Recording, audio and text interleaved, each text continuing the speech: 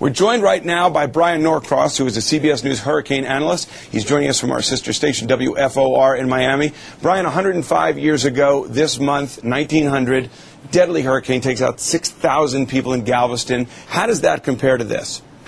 Well, this has the potential, of course, to be that kind of disaster. But as you say, Dave, it makes so much difference where it goes ashore. If, for instance, let me go down to the map here, a similar picture that you were just showing. If it goes to the shore to the south of the Galveston area, that's the worst situation for Galveston and Houston because it puts the water from the right side. The hurricane is spinning this way. It's pushing water on the right side of it.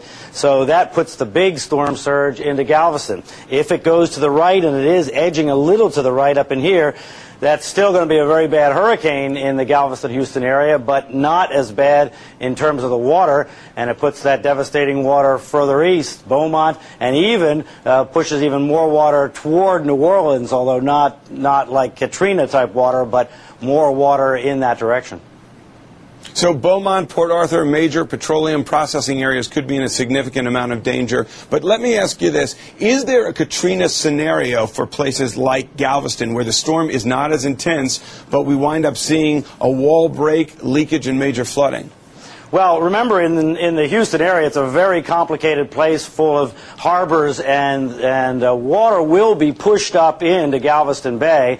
And if the wind comes strong from the northeast, that's going to push water well up into the Houston area. And there are many low-lying Houston suburbs in the southeastern part of the city. Also, a good part of Galveston Island is not protected by the seawall. People have now built big homes on the south end of the island, and there's more outside the seawall than there is inside the seawall now. And only about 5 feet of storm surge will flood that part of Galveston Island, where it'll take 20 feet or so to flood the part that has the storm surge. And there is no wall on the backside. So if this storm goes just to the east or just to the north, depending on how you look at that coastline there, of Galveston, and the wind comes in like this, it's going to push in water from the bay on the backside of Galveston Island. So you may not get the absolute worst, but if a big hurricane like this comes close, it's going to be bad. There's just no way around it. And let me say, Dave, just off the wire, and you may not have seen it there yet, the pressure has come up some. It's up to 907 millibars just in from the hurricane hunters. So it's going through a little bit of a weakening stage, but you know, it's still a Category 5 hurricane, still a devastating event when it does come ashore. Whether a 5 or 4, it could cause some major damage. Brian Norcross, thanks once again. No doubt we're going to be checking in with you over the next several days.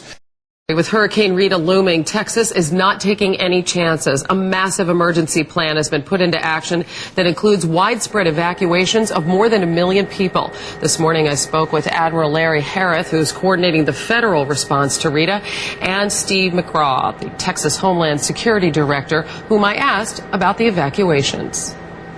Bottom line is our number one priority is protecting the public and people, getting them out of harm's way. And to do that, you got to evacuate early. And fortunately, the mayor, you know, our leadership of the mayor there in Galveston, they've been moving out. We've got out some key facilities, and we're doing the same thing in Houston. And obviously, the gridlock in Houston is a concern we're working on right now. Admiral, FEMA was roundly criticized for its response to Hurricane Katrina. What are you doing differently this time around? What are you doing better? Well, each disaster is different, and in this case, we mobilized a large organization, and we're pre-positioning as many assets as possible so that we can not only begin life-saving efforts immediately after the passage of the storm, but we've pre-positioned equipment, supplies, food stocks, water, ice, all the commodities necessary for life-sustaining activities. And then we need to immediately begin a recovery and rebuilding process once we assess the damage. Admiral, everyone said on both the state and the federal level that communication was the big issue after Katrina. What are you doing to rectify potential problems in that area? Well, the good news from my perspective is we have a wonderful relationship with the state. As Steve and the governor have assembled a truly world-class organization. They're pushing ahead quickly. They're linked at the local level.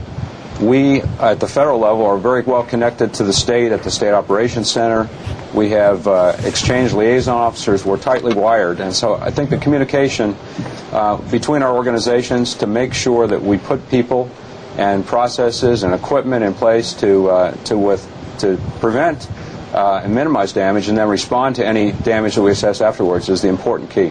Mr. McGraw, we're talking about the fourth largest city in the United States, in Houston, a population in the millions, and one which experienced flooding after Tropical Storm Allison 4 years ago. What are you bracing for with this storm? Well, right now, based upon the latest projections from the National Weather Service, we're bracing for a devastating impact on Houston, and that's one of the reasons for the gridlock that you're seeing right now. We're in the process right now of upgrading the traffic management plan in the State Operations Center, working with the mayor. I think you'll see shortly, sometime early this morning, the governor has ordered or authorized the movement of traffic in both lanes in both directions. Well, we certainly hope that everybody gets out in time, because there certainly is potential for a huge disaster there. And we wish both of you gentlemen all of the best in advance of this storm. Thank you very much. Thank you. Appreciate it. Admiral Larry Harrith and Steve McGraw, thanks. Rita may not make a direct hit on New Orleans, but with the city's damage and weakened levees, it's feared the hurricane could cause new flooding problems there. CBS News correspondent Sharon Alfonsi is live in New Orleans with the latest. Good morning, Sharon. Good morning, Harry. Well, engineers say even if Rita dumps just 3 inches of rain on New Orleans, parts of the city could be underwater again. They kicked their way into the last unchecked homes in New Orleans. The city is now mostly dry, but because of Rita, it is extremely tenuous. We are looking at the outlet to the 17th Street Canal. The Army Corps of Engineers is hoping steel curtains and sandbags of all sizes could help reinforce the city's damaged levees.